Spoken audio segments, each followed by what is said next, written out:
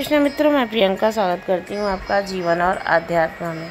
मित्रों, हर साल वारुथनी एकादशी वैशाख मास के कृष्ण पक्ष की पुण्यतिथि पर मनाई जाती है।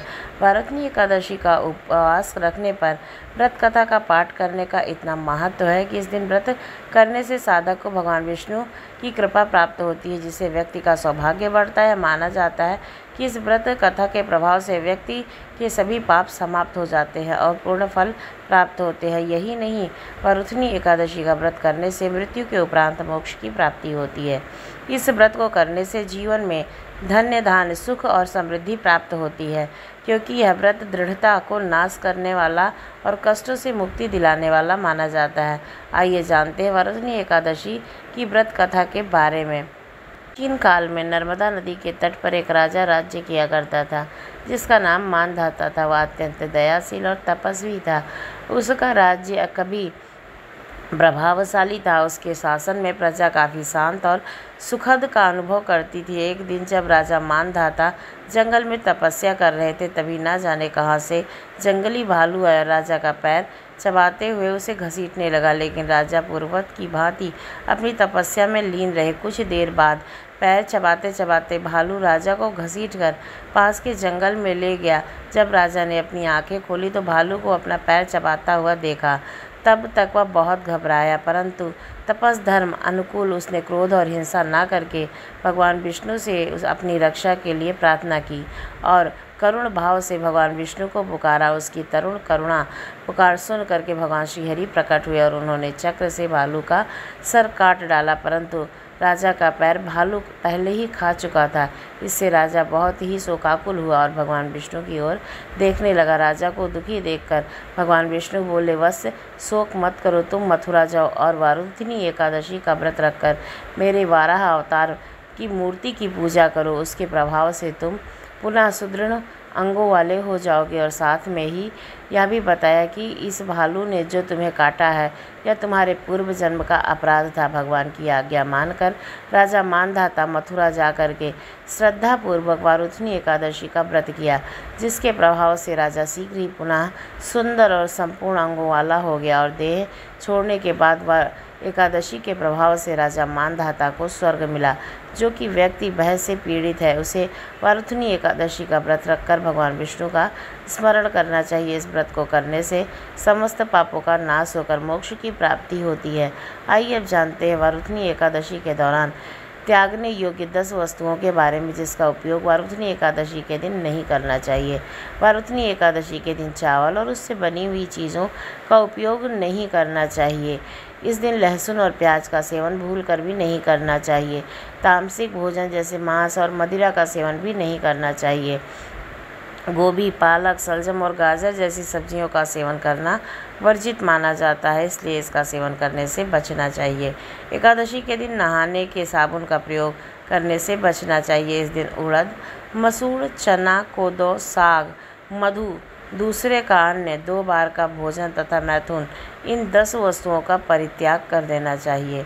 इस दिन भूल से भी तुलसी के पत्तों को नहीं तोड़ना चाहिए, न ही तुलसी के पौधों में जल देना चाहिए। एकादशी वाले दिन नाखून और बाल काटना भी वर्जित माना जाता है।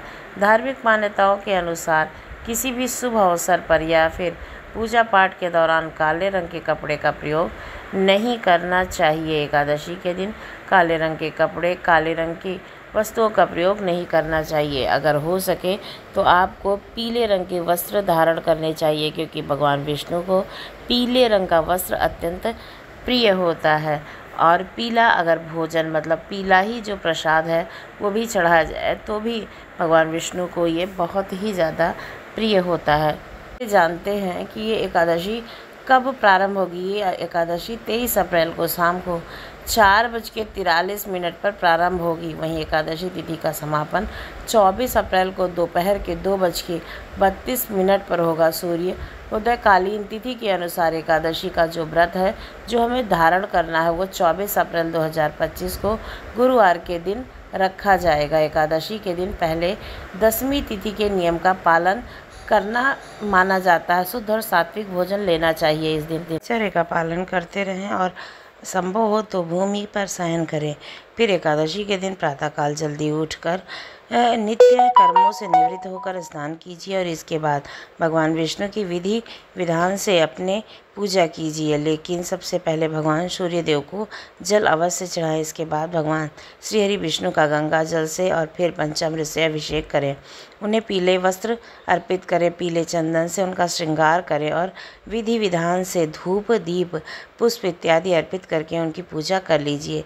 एकादशी के दिन भगवान श्री हरि विष्णु को पीले फलों का भोग लगाना, जैसे कि केला, आम इत्यादि का भोग लगाना श्रेष्ठ माना जाता है। लेकिन जो भी भोग आप लगाते हैं उसमें तुलसी का पत्ता अवश्य डालें। लेकिन एकादशी के दिन तुलसी का पत्ता कभी तोड़ें नहीं। तुलसी में जल भी नहीं देते हैं, सिर्फ तुलसी में हम दीप दान कर सकते हैं और तुलसी के पत्तों को एक दिन पहले ही तोड़ लेना चाहिए, ताकि एकादशी पर जब आप भगवान श्री हरि की पूजा करें तो आप उनका प्रयोग कर सकें। एकादशी के दिन भगवान श्री हरि विष्णु की प्रसन्नता के लिए विष्णु सहस्त्र का पाठ करना श्रेष्ठ माना जाता है। इसके अलावा कोई भी मंत्र, जैसे कि ओम नमो भगवते वासुदेवाय नमः या ओम नमो नारायणाय नमः, मतलब भगवान श्री हरि के किसी भी मंत्र का, किसी भी स्रोत का आप पाठ कर सकते हैं। और एकादशी का व्रत फलाहार, जलाहार और इसके अलावा निर्जला भी रखा जाता है। तो आप अपने शारीरिक क्षमता के अनुसार जैसा भी व्रत रखना चाहें अपनी श्रद्धा के अनुसार रख सकते हैं। फिर श्री हरि की विधि विधान से शाम के समय पूजा करें। रात्रि में जागरण करना अत्यंत आवश्यक माना जाता है, मतलब ज़रूरी नहीं है लेकिन पूरी रात जागें। लेकिन हाँ, जितना हो सके, जितना संभव हो सके उतना भजन कीर्तन जरूर करना चाहिए। भगवान विष्णु के मंत्रों का या स्रोत का पाठ भी करते रहना चाहिए। अखंड दीपक रात्रि में अवश्य प्रज्वलित करना चाहिए। ये थी हमारी संपूर्ण जानकारी। जानते हैं कि इस तिथि का पारण कैसे करना है, यानी कि एकादशी का पारण कैसे करें। व्रत का पारण करने के लिए हम द्वादशी के प्रारंभ में करेंगे, जो 24 अप्रैल 2025 को दोपहर से 2:32 पर प्रारंभ होगी। वहीं समापन होगा अप्रैल को 11:45 पर।